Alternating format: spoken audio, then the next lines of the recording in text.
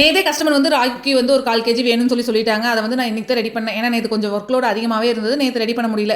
இன்னைக்கு மார்னிங் எந்திரிச்சு தான் வந்து குக்கீஸை செய்ய ஸ்டார்ட் பண்ணேன். ரீசெண்டாக நம்ம கிட்ட ராகி குக்கீஸ் ஆர்டர் தான் வந்து அதிகமாக வந்துட்டு இருக்கு. ஏன்னா இது வந்து ஃபுல் அண்ட் ஃபுல் ராகி வச்சு மட்டுமே நம்ம பண்ணுறோம்.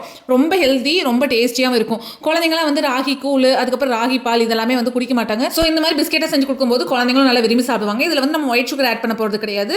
நார்மல் ப்ரௌன் சுகர் தான் நம்ம வந்து ஆட் பண்ணியிருக்கோம். ஸோ ரொம்ப ஹெல்தியாகவும் இருக்கும், டேஸ்டியாகவும் இருக்கும். குக்கீஸ் கேட்ட கஸ்டமருக்கு எல்லாமே வந்து நீட்டாக பேக் பண்ணி டெலிவரி பண்ணிட்டு வந்தாச்சு. குக்கீஸ் எல்லாம் டெலிவரி பண்ணிட்டு வந்துட்டு நான் ஸ்பான்ஸ் ரெடி பண்ண ஸ்டார்ட் பண்ணிட்டேன். ஏன்னா நாளைக்கு வந்து கேக் ஆர்டர்ஸ் எல்லாம் இருக்கிறதுனால நான் நைட்டே வந்து ஸ்பான்ஸ் எல்லாம் ரெடி பண்ணி வச்சுட்டேன். நாளைக்கு வந்து 1 கேஜி கேக் ஆர்டர் இருக்கு. அது வந்து கொஞ்சம் ஹைட்டான கேக். ஸோ நான் வந்து 8 இன்ச் மோல்ல ஊத்தாம 6 இன்ச் மோல்ல ரெண்டா செப்பரேட் பண்ணி ஊற்றி வச்சுக்கிட்டேன். ஏன்னா கேக் வந்து நம்மளுக்கு அகலமா வேண்டியது இல்லை, கொஞ்சம் ஹைட்டா தான் வேணும். அதனால நான் எப்பவுமே அகலமா கேக் பண்றதை விட ஹைட்டா கேக் பண்ணணும் தான் நினைப்பேன். ஏன்னா நம்ம அகலமா பண்ணோம் அப்படின்னா ஒரு லேயரோ 2 லேயர் தான் கிடைக்கும். ஹைட்டா பண்ணோம் அப்படின்னா ஒரு 4-5 லேயர் கிடைக்கும். சாப்பிடறதுக்கும் நல்லா இருக்கும். எப்பவுமே நம்ம வந்து இந்த மாதிரி ஹைட்டா இருக்கிற கேக்ல தீம் ஒர்க் எல்லாம் பண்ணும்போது இன்னுமே வந்து நல்லா இருக்கும். அதனால கஸ்டமருக்கு மோஸ்ட்லி ஹைட் கேக் தான் ரெஃபர் பண்ணுவேன்.